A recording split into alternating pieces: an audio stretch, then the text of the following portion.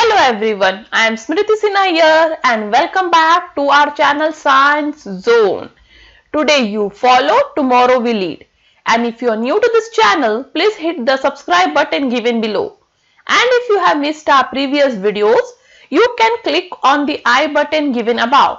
And if you want to join our Telegram group, you can click on the link given in the description. और आज जो topic हम पढ़ने वाले हैं वो है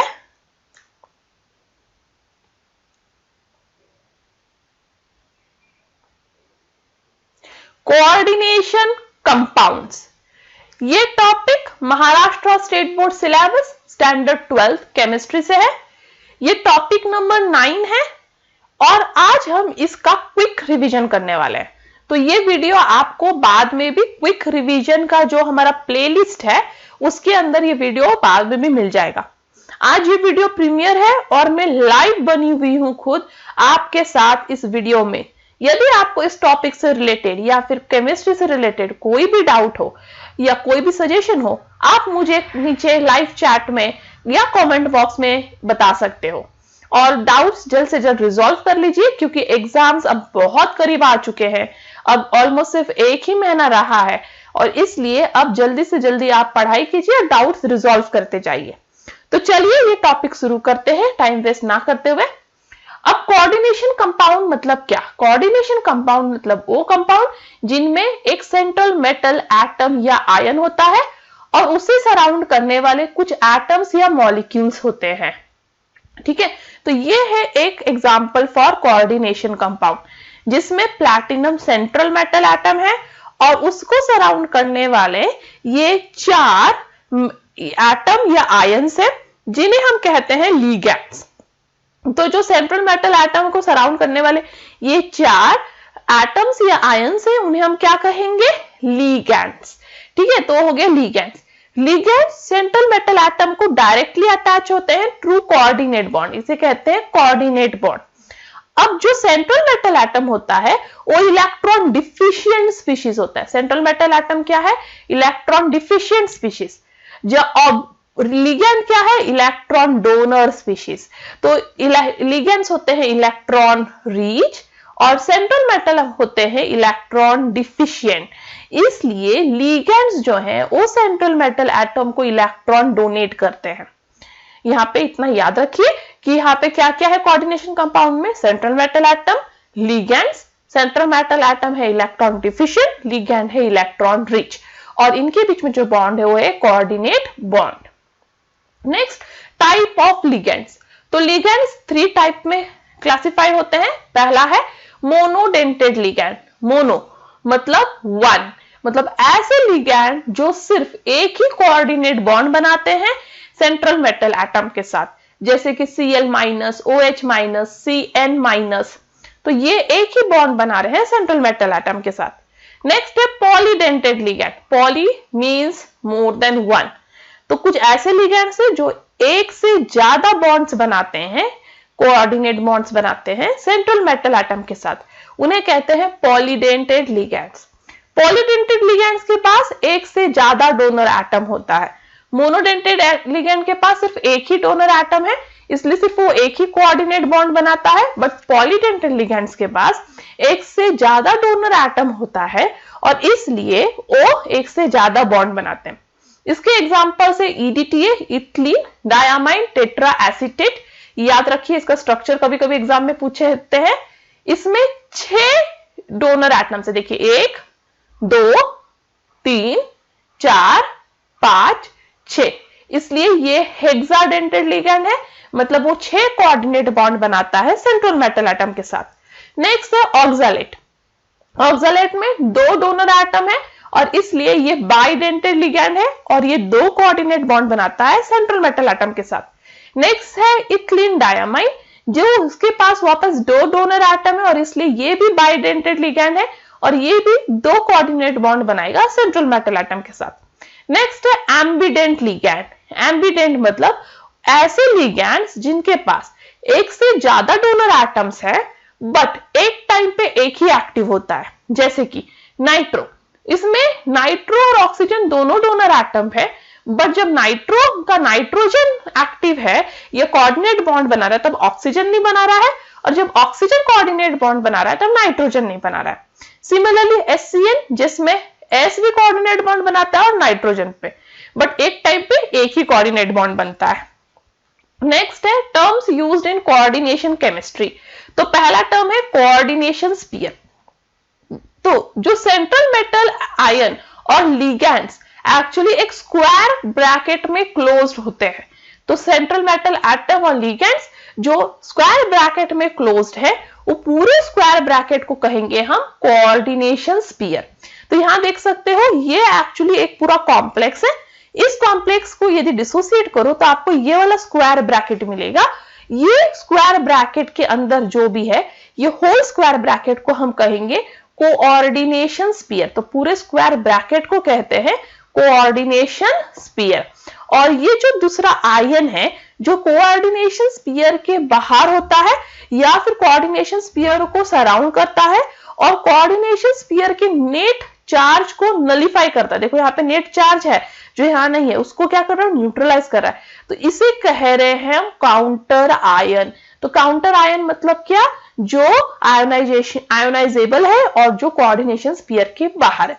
बट कोऑर्डिनेशन स्फीयर के अंदर प्रेजेंट होता है सेंट्रल मेटल एटम और लिगैंड, और स्क्वायर ब्रैकेट के बाहर एक चार्ज होता है, इसलिए इसको पूरे को कहेंगे कॉम्प्लेक्स आयन। तो इसमें कोऑर्डिनेट कंपाउंड दो तरह आयन से बने होते हैं। ये पूरा स्क्वायर ब्रैकेट वाला है कॉम्प्लेक्स आयन क्योंकि उस पर चार्ज है, और एक है काउंटर आयन जो आयोनाइजेबल है, जो स्क्वायर ब्रैकेट के बाहर है। But whole entity with square bracket is called as coordination sphere. Next है charge number of complex ion and oxidation state of metal ion. Charge number मतलब जो स्क्वायर ब्रैकेट के बाहर एक चार्ज दिया रहता है, मतलब कोऑर्डिनेशन स्फीयर के बाहर जो एक चार्ज होता है उसे कहते हैं चार्ज नंबर। तो इस कॉम्प्लेक्स का चार्ज नंबर है -4। अब आपको फाइंड आउट करना है ऑक्सीडेशन स्टेट ऑफ मेटल। तो charge number of the complex is equal to oxidation state of metal plus charge on ligand. ये याद रखें, charge number of complex is equal to oxidation state of metal plus charge of ligand. That is -4 मतलब charge number of complex -4 is equal to oxidation state of Fe plus 6, क्योंकि यहाँ पे 6 ligands है, 6 into charge on ligand. तो यहाँ पे वापस हुआ -4 is equal to oxidation state of Fe। एक Cn पे कितना चार्ज है, -1, तो 6 पे कितना होगा, -6। तो अब ये सॉल्व करोगे आप, तो therefore oxidation state of Fe is equal to -4 plus 6, अब आ गया +2।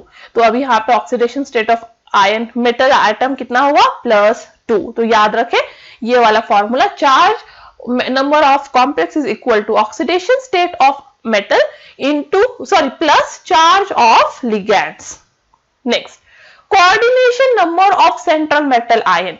तो कोऑर्डिनेशन नंबर मतलब क्या, तो कोऑर्डिनेशन नंबर जो है सेंट्रल मेटल आयन का, वो है number of ligand donor atom जो डायरेक्टली अटैच होता है सेंट्रल मेटल एटम को। तो जो डायरेक्टली अटैच है, तो कैसे पता लगाए कौन सा लिगैंड डायरेक्टली अटैच है, तो जो भी लिगैंड स्क्वायर ब्रैकेट के अंदर होते हैं वो डायरेक्टली अटैच होते हैं, जो बाहर होते हैं वो इनडायरेक्टली अटैच हैं। तो याद रखें, जो जितना number of ligand square bracket के अंदर प्रेजेंट है वही कोऑर्डिनेशन नंबर है उस मेटल आयन का। ठीक है, तो यहाँ पे अभी एग्जांपल है, तो इसमें देख सकते हो यहाँ पे 4 अमोनिया और 2 क्लोरीन प्रेजेंट है स्क्वायर ब्रैकेट के अंदर, 4 अमोनिया एंड 2 क्लोरीन। तो 4 + 2 कितना हुआ, 6। तो यहाँ कोऑर्डिनेशन नंबर ऑफ कोबाल्ट क्या हुआ, 6। सिमिलरली अब इसमें आप देखिएगा, इसमें जो है इस कॉम्प्लेक्स में आयन के बाहर साथ में कितने लिगैंड्स प्रेजेंट है, 3, और यहाँ पे भी कोबाल्ट के साथ में 3। बट ये लिगैंड है ऑक्सालेटो और ये लिगैंड है इथिलीन डायमाइन। ऑक्सालेटो और इथिलीन डायमाइन जो है वो बाइडेंटेड लिगैंड्स हैं, इसलिए भले ही 3 नंबर है बट बाइडेंटेड है, मतलब एक लिगैंड 2 बॉन्ड बना रहा है। सेम फॉर इथिलीन डायमाइन, एक लिगैंड 2 बॉन्ड बना रहा है, इसलिए हो जाएगा 2 into 3 दैट इज 6। तो ये दोनों भी एक्चुअली उनका कोऑर्डिनेशन नंबर 6 है। भले ही सिर्फ 3 है इन अमाउंट, बट ये बाइडेंटेड लिगैंड है, इसलिए आपको 2 into 3 करना है, तो 6 नंबर ऑफ कोऑर्डिनेट बॉन्ड्स है। अब साथ ही साथ एक ही बात याद रखें, ये जो लिगैंड्स है मतलब कोऑर्डिनेशन नंबर है जो मेटल एटम का, वो कोऑर्डिनेशन नंबर पे फिक्स एक ज्योमेट्री है। यदि कोऑर्डिनेशन नंबर आपका 6 है, आपके कॉम्प्लेक्स का कोऑर्डिनेशन नंबर 6 है, तो वो कॉम्प्लेक्स ऑक्टाहाइड्रल ज्योमेट्री का होगा। 4 लिगैंड्स मेटल के प्लेन में, एक मेटल के ऊपर, एक मेटल के नीचे। यदि आपका कोऑर्डिनेशन नंबर 4 है, तो आपके कॉम्प्लेक्स का कोऑर्डिनेशन नंबर 4 है, तो दो पॉसिबिलिटी है, एक तो टेट्राहाइड्रल हो सकता है या फिर स्क्वायर प्लेनर। तो कोऑर्डिनेशन नंबर 6 वाला ऑक्टाहाइड्रल कॉम्प्लेक्स होता है और 4 वाला टेट्राहाइड्रल या स्क्वायर प्लेनर। नेक्स्ट है double salt and coordination complex. Double salt मतलब वो सॉल्ट जो वाटर में जाते ही कंप्लीटली डिवाइड हो जाता है, डिसोसिएट हो जाता है सिंपल आयंस में। मतलब एक ऐसा कॉम्प्लेक्स सॉल्ट जिसको आप पानी में जब डिसॉल्व करोगे तो वो अपने सारे आयंस को अलग अलग कर देगा। तो जैसे मोर सॉल्ट जिसका है FeSO4 NH4 twice SO4 6H2O, इसको यदि आप वाटर में डिसॉल्व करो तो उसके सारे आयंस जो हैं वो डिसोसिएट हो रहे हैं, और सारे आयंस डिसोसिएट हो रहे हैं मतलब ये डबल सॉल्ट। डबल सॉल्ट मतलब वो कंप्लीटली डिसोसिएट होता है। बट कोऑर्डिनेशन कॉम्प्लेक्स मतलब वो वाटर में जाते ही सिर्फ जो है वो ऐसे डिसोसिएट होगा कि कम से कम एक कॉम्प्लेक्स आयन तो रह जाए, मतलब वो कंप्लीटली डिसोसिएट नहीं होगा। डबल सॉल्ट कंप्लीटली डिसोसिएट होता है, कोऑर्डिनेशन कॉम्प्लेक्स कंप्लीटली डिसोसिएट नहीं होता। तो ये है K4FeCN6। यदि इसको आप वाटर में डिसॉल्व करो तो बनेगा 4K प्लस ये जो कोऑर्डिनेशन स्फीयर हो कभी डिसोसिएट नहीं होगा, वो वैसे के वैसे ही रहेगा। तो आपको जब आप कोऑर्डिनेशन कॉम्प्लेक्स को वाटर में डिसॉल्व करोगे तो आपको मिलेगा counter ion plus complex ion. Next है वेरनस थ्योरी। तो वेरनस थ्योरी ने कहा था कि जो मेटल्स होते हैं कोऑर्डिनेशन कंपाउंड में, उनमें 2 टाइप ऑफ वैलेंसीज होती है। कितने टाइप ऑफ? 2 types of. पहला होता है प्राइमरी वैलेंसी जो आयोनाइजेबल है, मतलब वाटर में डिसॉल्व करते ही वो आयन फॉर्म कर लेगा। दूसरा होता है सेकेंडरी वैलेंसी जो नॉन आयोनाइजेबल है, मतलब वाटर में डिसॉल्व करते ही वो आयन में डिसोसिएट नहीं होता। तो प्राइमरी वैलेंसी मतलब आपका काउंटर आयन जो वाटर में जाते अलग हो रहा था। सेकेंडरी वैलेंसी मतलब आपका कॉम्प्लेक्स आयन जो डिसोसिएट नहीं हो रहा था। अब सेकेंडरी वैलेंसी जो होता है मेटल का, वो इक्वल टू होता है number of ligand directly attach. मतलब सेकेंडरी वैलेंसी जो होता है वो कोऑर्डिनेशन नंबर को इक्वल होता है। तो स्क्वायर ब्रैकेट के अंदर कितने लिगैंड्स बॉन्ड फॉर्म कर रहे हैं सेंट्रल मेटल एटम के साथ, उसी नंबर को इक्वल है सेकेंडरी वैलेंसी। जबकि प्राइमरी वैलेंसी जो है वो नेगेटिव आयन सेटिस्फाई करता है। तो प्राइमरी वैलेंसी स्क्वायर ब्रैकेट के बाहर होता है और उसे सेटिस्फाई कौन करते हैं? Negative ions. और सेकेंडरी वैलेंसी को सेटिस्फाई करते हैं न्यूट्रल, नेगेटिव या पॉजिटिव आयन। मतलब स्क्वायर ब्रैकेट के अंदर जो लिगैंड प्रेजेंट है वो न्यूट्रल हो सकते हैं या फिर नेगेटिव हो सकते हैं या फिर पॉजिटिव हो सकते हैं। सेकेंडरी वैलेंसी को एक फिक्स्ड ओरिएंटेशन होता है, जैसे कि मैंने आपको बताया कोऑर्डिनेशन नंबर 6 है आपका कॉम्प्लेक्स का, तो वो ऑक्टाहाइड्रल कॉम्प्लेक्स है, फिक्स्ड ओरिएंटेशन है। यदि कोऑर्डिनेशन नंबर 4 है तो टेट्राहाइड्रल या फिर स्क्वायर प्लेनर है, फिक्स्ड ओरिएंटेशन है। ठीक है, तो इस कॉम्प्लेक्स में हम समझते हैं सारे चीजों की मीनिंग। तो स्क्वायर ब्रैकेट वाला जो पूरा पार्ट है वो कोऑर्डिनेशन स्फीयर हुआ, जो स्क्वायर ब्रैकेट के बाहर है वो काउंटर आयन या आयोनाइजेबल आयन हुआ। जो स्क्वायर ब्रैकेट के ऊपर चार्ज है वो हुआ चार्ज ऑन द कॉम्प्लेक्स। ठीक है, अब जो मेटल के ऊपर चार्ज है वो हुआ metal, central metal ion.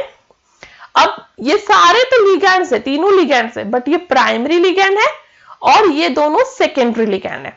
Secondary ligand जितने नंबर में है उसे हम कहेंगे कोऑर्डिनेशन नंबर। ठीक है, नेक्स्ट आप इस कॉम्प्लेक्स में आप पहचानिए कि प्राइमरी सेकेंडरी वैलेंसीज क्या है।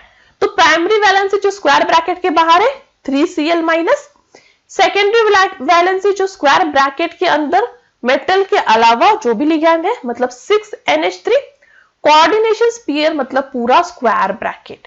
तो स्क्वायर ब्रैकेट के ऊपर का चार्ज ना भूले क्योंकि यहाँ पे प्राइमरी वैलेंसी है उसे सेटिस्फाई करने के लिए, मतलब स्क्वायर ब्रैकेट पे चार्ज है, 3 प्राइमरी वैलेंसी सेटिस्फाई कर रहा है मतलब उस पे 3 पॉजिटिव चार्ज है। Next classification of complexes. तो कॉम्प्लेक्सेस दो टाइप में क्लासिफाई होते हैं। पहला है on the basis of type of ligand, ठीक है। दूसरा है on the basis of charge on complex. तो पहले on the basis of type of ligand. Type of ligand पे आप क्लासिफाई करें कॉम्प्लेक्सेस को तो दो टाइप है, होमोलिप्टिक कॉम्प्लेक्स, हेट्रोलिप्टिक कॉम्प्लेक्स। होमो मतलब सेम, मतलब ऐसा कॉम्प्लेक्स जिसमें सिर्फ एक ही टाइप ऑफ लिगैंड प्रेजेंट हो कोऑर्डिनेशन स्फीयर के अंदर, मतलब स्क्वायर ब्रैकेट के अंदर सिर्फ एक ही टाइप ऑफ लिगैंड प्रेजेंट है तो होमोलिप्टिक कॉम्प्लेक्स। नेक्स्ट है हेट्रोलिप्टिक कॉम्प्लेक्स, मतलब कोऑर्डिनेशन स्फीयर या स्क्वायर ब्रैकेट के अंदर एक से ज्यादा टाइप ऑफ लिगैंड प्रेजेंट हो तो हो गया हेट्रोलिप्टिक कॉम्प्लेक्स, मतलब डिफरेंट, करेक्ट। नेक्स्ट है on the basis of charge. तो आपके कोऑर्डिनेशन स्फीयर पे या स्क्वायर ब्रैकेट पे कौन सा चार्ज है वो डिसाइड करेगा कि आपके पास कौन सा टाइप ऑफ कॉम्प्लेक्स है। पहला है cationic complex. Cationic मतलब पॉजिटिव चार्ज, करेक्ट। तो आपके स्क्वायर ब्रैकेट पे यदि पॉजिटिव चार्ज है तो कैसे पहचानोगे आप, यदि बाहर दिया हुआ प्राइमरी वैलेंसी नेगेटिव आयन है मतलब स्क्वायर ब्रैकेट पे पॉजिटिव चार्ज है मतलब वो कैट आयोनिक कॉम्प्लेक्स है। नेक्स्ट है एनायोनिक कॉम्प्लेक्स। एनायोनिक कॉम्प्लेक्स मतलब नेगेटिव चार्ज। तो यदि आपके स्क्वायर ब्रैकेट पे या कोऑर्डिनेशन स्फीयर पे नेगेटिव चार्ज है तो वो एनायोनिक कॉम्प्लेक्स है। वो कैसे पहचानना है, यदि स्क्वायर ब्रैकेट के बाहर दैट इज प्राइमरी वैलेंसी एक पॉजिटिव आयन है मतलब स्क्वायर ब्रैकेट पे नेगेटिव चार्ज है क्योंकि अपोजिट चार्ज होता है, करेक्ट। तो स्क्वायर ब्रैकेट में नेगेटिव चार्ज है इसलिए वो एनायोनिक कॉम्प्लेक्स है। नेक्स्ट है न्यूट्रल कॉम्प्लेक्स, मतलब ना पॉजिटिव ना नेगेटिव। तो यदि आपके पास प्राइमरी वैलेंसी ही ना हो, ना कैट आयन हो ना एनायन हो और सिर्फ कोऑर्डिनेशन स्फीयर ही हो तो वो न्यूट्रल कॉम्प्लेक्स है जिसपे कोई चार्ज नहीं दिख रहा। नेक्स्ट है आयुपिक नॉमेनक्लेचर ऑफ कोऑर्डिनेशन कंपाउंड्स। तो मैं जल्दी से आपको आयुपिक नॉमेनक्लेचर के पहले रूल्स बताती हूँ और फिर हम ये डिस्कस करेंगे, ठीक है। तो आयुपिक नॉमेनक्लेचर के रूल्स ये हैं। पहला आपको याद रखना है, नाम लिखते वक्त पहले आप लिगैंड का नाम लिखें और फिर मेटल का नाम लिखें। दूसरा, यदि आपके पास एनायोनिक लिगैंड है तो आपके जो टेक्स्ट बुक में एक चार्ट दिया हुआ है, वो चार्ट मैंने पहले भी आपको लर्न करने के लिए कहा है, तो उस चार्ट में जो भी लिगैंड के नाम है उनके जो IDE है उसको आप रिप्लेस करोगे O से, और यदि उसमें ATE है तो उसको आप रिप्लेस कर दोगे ATO से। ये सेकेंड रूल है। यदि एनायोनिक कॉम्प्लेक्स है तो IDE को O से रिप्लेस करोगे, ATE को ATO से। यदि एनायोनिक लिगैंड है, ठीक है, नॉट कॉम्प्लेक्स, एनायोनिक लिगैंड है, लिगैंड के नाम के लिए चेंजेस करना है। नेक्स्ट है नाम लिखते वक्त there should be no space. वो मेटल का नाम के बीच में, मेटल और लिगैंड के नाम के बीच का हो या लिगैंड और लिगैंड के नाम के बीच का हो, कोई स्पेस आपने नहीं छोड़ना है।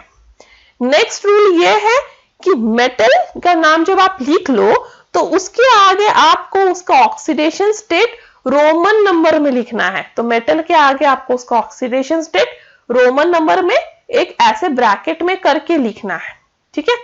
नेक्स्ट रूल, यदि आपके पास एक से ज्यादा लिगैंड प्रेजेंट हो, एक ही टाइप का एक से ज्यादा लिगैंड प्रेजेंट हो तो 2 लिगैंड्स के लिए डाई, 3 लिगैंड के लिए ट्राई, 4 लिगैंड के टेट्रा एंड सो ऑन नाम यूज करने हैं।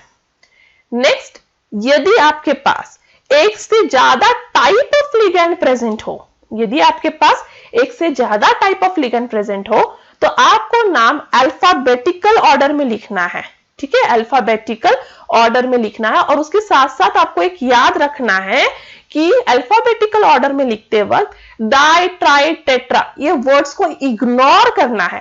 तो di aqua and tetra chloro ऐसा हो तो ए और सी पे कॉन्सेंट्रेट करना है, ना कि डी और टी पे।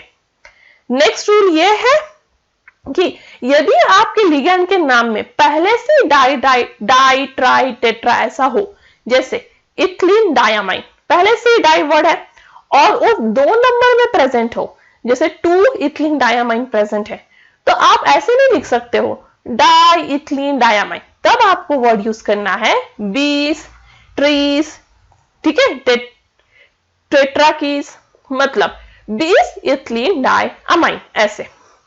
एक रूल ये है, यदि आपका मेटल जो है ये वो कैटायनिक हो, मतलब आपका कॉम्प्लेक्स कैटायनिक हो या फिर न्यूट्रल कॉम्प्लेक्स हो, तो आपके मेटल के नाम वैसे के वैसे ही रहेगा, ठीक है। जो चार्ट मैंने आपको लर्न करने कहा था, वो चार्ट के हिसाब से मेटल का नाम वैसे के वैसे ही रहेगा। बट यदि वो एनायोनिक कॉम्प्लेक्स है, तब आपके मेटल के नाम के एंड में, यदि वो एनायोनिक कॉम्प्लेक्स होगा तो मेटल के नाम के एंड में आ जाएगा ATE। तो ये 8 रूल्स आपको याद रखने हैं और उसके बेसिस पे अब हम सॉल्व करेंगे। तो पहला टाइप है एनायोनिक कॉम्प्लेक्स, ऐसा कॉम्प्लेक्स जिसपे नेगेटिव चार्ज है। तो पहले आपको क्या लिखना है, ऑब्वियसली लिगैंड का नाम according to the first rule.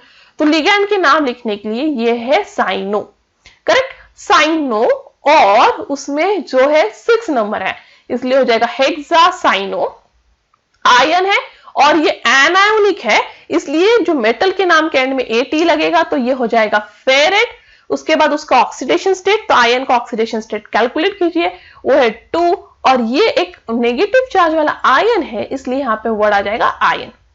Next, ऐसे कॉम्प्लेक्स है जिसमें आयनायंस हो और मेटल कैटायंस हो। तो अब वापस जो स्क्वायर ब्रैकेट के बाहर है पहले उसका नाम लिखिए, दैट इज पोटेशियम। अब अंदर लिगैंड का नाम लिखिए, ऑक्सालेटो है, 3 इन नंबर है, इसलिए ट्राई ऑक्सालेटो।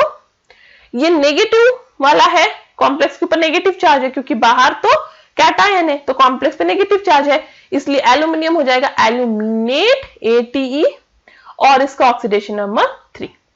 यहां पे आयन वर्ड यूज करने की जरूरत नहीं है क्योंकि कॉम्प्लेक्स पे कोई चार्ज नहीं दिखाया है। नेक्स्ट है कैटायोनिक कॉम्प्लेक्स, वापस पहले लिगैंड का नाम, अब 2 लिगैंड है, एक्वा एंड आइसोथायोसाइनेटो। अब इनमें से कौन सा पहले लिखोगे आप, एक्वा, क्योंकि ये A है और ये I है, तो A पहले लिखोगे। एक्वा कितना है, 5 इन नंबर, इसलिए पेंटा एक्वा। ये आइसोथायोसाइनेटो, Fe, ये कैटायोनिक है, इसलिए आयन का जो मेटल का नाम है वो वैसे के वैसे रहेगा। ये एनायोनिक था इसलिए आयरन फेरेट बन गया था, बट अब वैसे के वैसे रहेगा, तो ये आयरन। और ये इस पे जो ऑक्सीडेशन स्टेट है Fe को कैलकुलेट कीजिए, +3, और इस पे पॉजिटिव चार्ज है, इसलिए ये हो गया आयन। नेक्स्ट है कंपाउंड जिनके कॉम्प्लेक्सेस कैटायन है और साथ में एनायन प्रेजेंट है। तो अब देखिए, पहले आप लिखिएगा कॉम्प्लेक्स का नाम और फिर लिखिएगा एनायन का नाम। तो कॉम्प्लेक्स के नाम में आपके पास ब्रोमीन भी है और अमाइन भी है। तो पहले A आता है इसलिए, और ये 4 इन नंबर है, इसलिए टेट्रा अमाइन, फिर 2 डाई, फिर ब्रोमीन इसलिए ब्रोमो, प्लैटिनम 4, और एंड में एनायन इसलिए ब्रोमाइड। नेक्स्ट है न्यूट्रल कॉम्प्लेक्स। न्यूट्रल कॉम्प्लेक्स में है अभी आपका पैरालिगैंड का नाम और फिर मेटल का नाम, तो ये हो गया 5 इन नंबर, इसलिए पेंटा कार्बोनिल आयरन, और यहाँ ऑक्सीडेशन स्टेट 0 है। इस तरह से आप IUPAC nomenclature of coordination compound कर सकते हो। नेक्स्ट है effective atomic number, that is EAN rule, और ये बहुत ही इंपॉर्टेंट पार्ट है इस चैप्टर का। EAN कैलकुलेट करने के लिए फॉर्मूला है number of electrons of metal ion plus total number of electrons donated bye ligands. तो मेटल एटम के पास कितने इलेक्ट्रॉन्स है, प्लस करना है उनमें इलेक्ट्रॉन्स डोनेटेड कितने कर रहे हैं लिगैंड्स, ठीक है। तो मेटल एटम का टोटल इलेक्ट्रॉन काउंट करने के लिए फॉर्मूला है number of atomic number of metal. Metal का एटॉमिक नंबर क्या है उससे पता चल जाएगा इलेक्ट्रॉन कितने हैं, उसमें से माइनस करना है आपको इलेक्ट्रॉन जितने मेटल ने लॉस किए हैं, मतलब oxidation state of metal, plus electron donated by ligand. तो इसका फॉर्मूला हो गया Z minus X plus Y. Z मतलब atomic number of metal, X मतलब oxidation state of metal, Y मतलब ligand donated by metal, sorry electron donated by ligand. तो Z मतलब क्या होगा, atomic number of metal, X मतलब क्या है, oxidation state of metal, Y मतलब इलेक्ट्रॉन डोनेटेड बाय लिगैंड। यदि En आपका कैलकुलेट करने के बाद 18, 36, 54 या 86 आए, मतलब आपका कॉम्प्लेक्स स्टेबल है और EAN रूल फॉलो कर रहा है। यदि इनमें से एक नंबर भी ज्यादा या कम आए तो वो अनस्टेबल कॉम्प्लेक्स है और वो EAN रूल फॉलो नहीं कर रहा है। तो एक यहां पे मैं जल्दी से एग्जांपल ले लेती हूँ, वो है CuNH3 का। यहाँ पे कोबाल्ट का ऑक्सीडेशन स्टेट +3 है और लिगेंड्स कितने इलेक्ट्रॉन डोनेट कर रहे हैं, तो एक अमोनिया 2 इलेक्ट्रॉन डोनेट करता है, तो 6 कितने करेंगे, 6 × 2 दैट इज 12 इलेक्ट्रॉन्स। तो अब यहाँ पे Z है 27 क्योंकि एटॉमिक नंबर ऑफ कोबाल्ट 27 है, X है 3 क्योंकि ऑक्सीडेशन स्टेट है 3 और Y है 12 मतलब 12 इलेक्ट्रॉन्स डोनेट कर रहा है अमोनिया। तो अब En कैलकुलेट करिए, that is Z minus X plus Y that is 27 minus 3 plus 12। अब आया 36 मतलब वो EAN रूल फॉलो कर रहा है और साथ ही साथ ये क्या है, stable complex. Next, isomerism in coordination compounds. तो आइसोमर्स मतलब जो है वो कॉम्प्लेक्स है जिनमें नंबर ऑफ लिगैंड्स और मेटल सब सेम है बट उनमें स्ट्रक्चर्स में कुछ डिफरेंट है। तो पहला होता है स्टीरियो आइसोमर्स और दूसरा है कॉन्स्टिट्यूशनल या स्ट्रक्चरल आइसोमर्स। स्टीरियो आइसोमर्स मतलब लिगैंड का स्पेशियल अरेंजमेंट, मतलब स्पेस में जो अरेंजमेंट है लिगैंड का वो डिफर करता है। उसमें दो टाइप है, ज्योमेट्रिक और डाइस्टीरियोमर्स, दूसरा है ऑप्टिकल आइसोमर या इनैंशियोमर। कॉन्स्टिट्यूशनल आइसोमर्स अभी वापस 4 टाइप में क्लासिफाइड है, linkage isomer, coordination isomer, ionisation isomer and solvent isomer. तो पहले हम देखते हैं ज्योमेट्रिक आइसोमर्स या फिर डाइस्टीरियोमर्स। तो वो है इस टाइप से, देखिए याद रखिए, पहले आपको यहां याद रखना ये जरूरी है कि ज्योमेट्रिक आइसोमर्स या डाइस्टीरियोमर्स टेट्राहाइड्रल कॉम्प्लेक्स के लिए नहीं होते, ये याद रखिए, टेट्राहाइड्रल कॉम्प्लेक्स के लिए नहीं होते। अब हम डायरेक्टली स्क्वायर प्लेनर कॉम्प्लेक्स में जाएंगे, तो उसमें होते हैं 2 सिस एंड ट्रांस। तो पहले हम देखते हैं MA2B2 टाइप में, जहां 2 एक तरह के लिगैंड है, 2 दूसरे तरह के। तो यदि 2 सेम लिगैंड्स जो है सेम साइड पे हो तो हो गए सिस, यदि वो दोनों अपोजिट साइड में हो तो हो गए ट्रांस। यदि MA2BC टाइप में देखें तो यहाँ पे 3 टाइप ऑफ लिगैंड है ABC। यदि 2 एक जैसे लिगैंड जो हैं वो एक साइड में हो तो सिस, अगेन वो अपोजिट साइड में हो तो ट्रांस। नेक्स्ट है ऑक्टाहाइड्रल कॉम्प्लेक्स में सिस एंड ट्रांस। तो पहला है MA4B2 टाइप, जहां पे 2 टाइप ऑफ लिगैंड्स है, एक A और एक B। तो आपको B पे कंसंट्रेट करना है। यदि B मतलब सिर्फ 2 वाले लिगैंड यदि बगल बगल में हो तो सिस, यदि दोनों एकदम अपोजिट एंड में हो तो ट्रांस। नेक्स्ट है MA4BC, जहां पे 3 टाइप ऑफ लिगैंड है ABC, बट आपको कंसंट्रेट करना है अब BC पे। यदि आपके ये 2 अलग लिगैंड सेम साइड पे हो या बगल बगल में हो तो सिस, और यदि ये दोनों अपोजिट एंड में हो तो ट्रांस। नेक्स्ट है बाइडेंटेड में, जहां पे MAA2B2 है, 2 टाइप ऑफ लिगैंड है, एक बाइडेंटेड है और एक मोनोडेंटेड है। तो अब आपको मोनोडेंटेड लिगैंड पे कंसंट्रेट करना है। यदि दोनों मोनोडेंटेड लिगैंड बगल बगल में है तो सिस, दोनों अपोजिट एंड में है तो ट्रांस। तो ये इजी हिंट्स मैंने बता दिया, याद रखें। नेक्स्ट है optical isomers that is enantiomers. Enantiomers means mirror image of each other. ठीक है, यदि 2 आइसोमर्स जो हैं वो मिरर इमेज है एक दूसरे के तो इनैंशियोमर्स हैं। तो जो पहले हम देखेंगे COEN3 में, तो यहाँ पे आप देखिए, यहाँ पे 3 बाइडेंटेड लिगैंड है और इनका जो है एक ही आइसोमर प्रेजेंट है, हो सकता है, दैट इज इनैंशियोमर। बट ऐसे वाले कॉम्प्लेक्सेस देखें जहां पे 2 लिगैंड बाइडेंटेड है और एक लिगैंड मोनोडेंटेड है, उसमें 2 टाइप ऑफ आइसोमेरिज्म दिखता है, एक ज्योमेट्रिक भी एक ऑप्टिकल भी। तो ऐसे कॉम्प्लेक्सेस एग्जाम में देते हैं और पूछते हैं इसके पॉसिबल आइसोमर्स बताइए।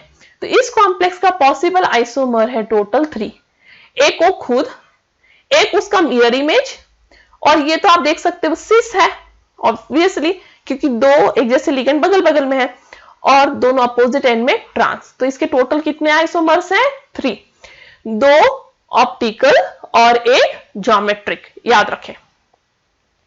नेक्स्ट है स्ट्रक्चर आइसोमर्स।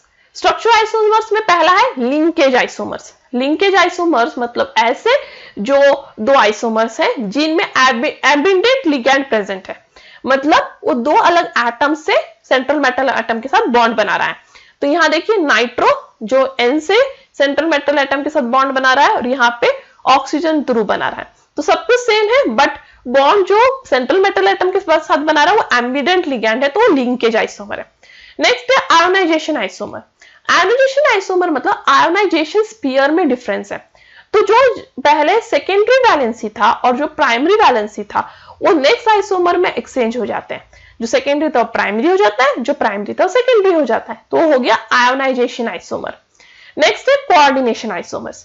कोऑर्डिनेशन आइसोमर्स में जो मेटल एटम है वो कोऑर्डिनेशन स्फीयर एक्सचेंज कर लेते हैं, जिसे जो कैटायोनिक जो स्फीयर में जो मेटल था अब वो एनायनिक में चला गया और जो एनायनिक में था वो कैटायोनिक में चला गया, तो हो गया कोऑर्डिनेशन आइसोमर्स। नेक्स्ट है सॉल्वेंट आइसोमर्स। सॉल्वेंट आइसोमर्स जो है वो आयोनाइजेशन आइसोमर्स की तरह ही है, जहां पे कोऑर्डिनेशन स्फीयर में एक्सचेंज हो जाता है, बट सॉल्वेंट आइसोमर में लिगैंड होता है वाटर। यदि वाटर लिगैंड है और फिर वो आयोनाइजेशन जैसा ही आइसोमर दिखा रहा है, मतलब वो सॉल्वेंट आइसोमर है। जहां आप देख सकते हो वाटर यहाँ पे कंप्लीटली सेकेंडरी वैलेंसी था और क्लोरीन प्राइमरी। नेक्स्ट इसमें जो है वाटर जो है सेकेंड प्राइमरी हो गया और एक क्लोरीन हो गया सेकेंडरी। तो यहाँ पे एक्सचेंज हुआ है प्राइमरी और सेकेंडरी वैलेंसी में, but with water as ligand, इसलिए सॉल्वेंट आइसोमर है। नेक्स्ट है स्टेबिलिटी ऑफ कोऑर्डिनेशन कंपाउंड। तो कोऑर्डिनेशन कंपाउंड बनने के लिए आपको चाहिए मेटल प्लस लिगैंड, तो बनता है कोऑर्डिनेशन कंपाउंड। तो अब यहाँ पे आप इक्विलिब्रियम कांस्टेंट देखें के, तो concentration of metal complex divide by concentration of metal into concentration of ligand. जितना बड़ा के का वैल्यू होगा उतना ज्यादा थर्मोडायनेमिक स्टेबिलिटी होगा कॉम्प्लेक्स का और उतना ज्यादा वो कॉम्प्लेक्स बनेगा। जो कुछ फैक्टर्स है जो स्टेबिलिटी ऑफ कॉम्प्लेक्स को जो रूल करते हैं, गवर्न करते हैं, पहला फैक्टर है मेटल आयन का साइज। तो मेटल आयन का साइज टू चार्ज रेशियो जो है, चार्ज टू साइज रेशियो है, जो मेटल एटम के ऊपर चार्ज है और उसके हिसाब से उसका साइज है, उसका जो रेशियो है वो पहले डिसाइड करेगा कि आपका कॉम्प्लेक्स स्टेबल बनने वाला है कि नहीं। और दूसरा नेचर ऑफ लिगैंड, क्योंकि मेटल कॉम्प्लेक्स सिर्फ मेटल आए, जो ये कोऑर्डिनेशन कॉम्प्लेक्सेस हैं वो सिर्फ मेटल आयन और लिगैंड से बने हैं, इसलिए ये दोनों डिसाइड करेंगे कि आपका कोऑर्डिनेशन कॉम्प्लेक्स स्टेबल है कि नहीं। तो पहला है charge to size ratio of metal ion और दूसरा है nature of the ligand. Next है वैलेंस बॉन्ड थियरी। तो वैलेंस बॉन्ड थियरी जो है वो एक्चुअली कोऑर्डिनेशन कॉम्प्लेक्स का जो हाइब्रिडाइजेशन है वो पता लगाने के लिए और उसका स्ट्रक्चर पता लगाने के लिए बनाया गया था। तो इसके कुछ रूल्स है जो आपको टेक्स्ट बुक से देख के याद करने होंगे, और मैं जो इंपॉर्टेंट जो मॉलिक्यूल्स हैं जो एग्जाम में पूछे जा सकते हैं वैलेंस बॉन्ड थियरी से, उन्हें जल्दी से ले लेती हूं। तो पहला है ऑक्टाहाइड्रल कॉम्प्लेक्स। ऑक्टाहाइड्रल कॉम्प्लेक्स में दो टाइप ऑफ कॉम्प्लेक्स है, पहला लो spin complex, second high spin complex. तो लो स्पिन कॉम्प्लेक्स में जो पूछा जा सकता है वो है कोबाल्ट NH3 ठीक है। अब इसका जो है लो स्पिन कॉम्प्लेक्स, यदि ऑक्टाहाइड्रल कॉम्प्लेक्स है और वो लो स्पिन है तो हाइब्रिडाइजेशन होगा D2sp3। याद रखें क्या होगा, D2sp3। वो इस तरह से दिखेगा क्योंकि उसका जो इधर है D2sp3, तो ये सारे जो ऑर्बिटल्स है वो हाइब्रिडाइजेशन में पार्टिसिपेट कर रहे हैं, इसलिए D2sp3, और उसका स्ट्रक्चर है ऑक्टाहाइड्रल। नेक्स्ट है COF6 इसका हाइब्रिडाइजेशन है sp3d2, जहां एक S 3 P और 2 D पार्टिसिपेट कर रहे हैं। तो ये है इनर स्पीयर कॉम्प्लेक्स, ये है आउटर स्पीयर कॉम्प्लेक्स। जहां D अंदर है इनर स्पीयर, जहां D बाहर है आउटर स्पीयर, और ये स्ट्रक्चर भी ऑक्टाहाइड्रल है। नेक्स्ट है टेट्राहाइड्रल कॉम्प्लेक्स। टेट्राहाइड्रल कॉम्प्लेक्स में है NiCl4 2-, ये टेट्राहाइड्रल इन स्ट्रक्चर है। इस कॉम्प्लेक्स में एक s और 3 p ऑर्बिटल्स जो है पार्टिसिपेट करते हैं हाइब्रिडाइजेशन में, इसलिए ये है sp3 हाइब्रिडाइजेशन। नेक्स्ट है square planar complex, that is NiCN4 2-, ये जो है स्क्वायर प्लेनर स्ट्रक्चर का है। इसका हाइब्रिडाइजेशन है dsp2, एक d ऑर्बिटल, एक s ऑर्बिटल और 2 p ऑर्बिटल पार्टिसिपेट कर रहे हैं यहाँ पे, ठीक है, हाइब्रिडाइजेशन के लिए, इसलिए dsp2 हाइब्रिडाइजेशन है। तो आपको ये चारों कॉम्प्लेक्सेस के जो टेक्स्ट बुक से पूरा वो जो कैसे हाइब्रिडाइजेशन उन्होंने डिराइव किया है और स्ट्रक्चर तक पहुंचे वो पूरा अच्छे से आपको लर्न करना होगा। और इसके अलावा दूसरा कोई कॉम्प्लेक्स पूछा भी, बस आपको वो हाइब्रिडाइजेशन ऐसे कैसे रहेगा, सब कुछ ऐसे कैसे रहेगा, बस आपको वहां पे जहां पे भी NiCl4 है, सपोज टेट्राहाइड्रल का कुछ पूछा है, NiCl4 है, उसकी जगह आपको दूसरा कॉम्प्लेक्स को रिप्लेस करते जाना, इतना इजी है। तो ये 4 कॉम्प्लेक्स तो मैं सजेस्ट करूंगी बाय हार्ट कर लें।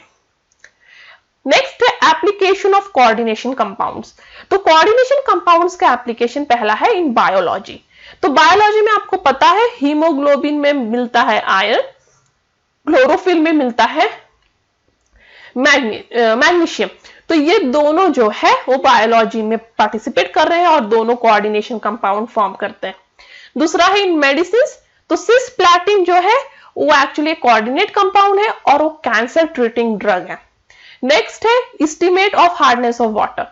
तो वाटर कितना हार्ड है वो पता लगाने के लिए यहाँ पे कॉम्प्लेक्स यूज किया जाता है विथ EDTA, क्योंकि EDTA क्या करता है, वाटर में मिक्स होता है और वाटर में हार्डनेस जो क्रिएट करने वाले सॉल्ट्स हैं जैसे कैल्शियम और मैग्नीशियम, उनके साथ कोऑर्डिनेट कंपाउंड बनाता है और कितना अमाउंट ऑफ कोऑर्डिनेट कंपाउंड बना है वो बता सकता है हमारा वाटर कितना हार्ड है। और इलेक्ट्रोप्लेटिंग, तो ये सारे फील्ड में कोऑर्डिनेशन कंपाउंड्स के यूजेस किए जाते हैं। And that's all for today. Thank you. If you have any doubt, any comment, any suggestion, you can ask me on Ask Your Doubts 04@gmail.com। ठीक है, इस ईमेल आईडी पे आप मुझे आपका कोई भी डाउट, कोई भी सजेशन, कुछ भी पूछ सकते हो। आप मेरे साथ यहाँ इस वीडियो के लिए बने हुए थे, उसके लिए थैंक यू। और आगे और अच्छे वीडियोस चाहिए तो आप ऐसे ही मुझे जो है सपोर्ट कीजिए। And that's all for today. Thank you, stay tuned और लाइक देना ना भूलें।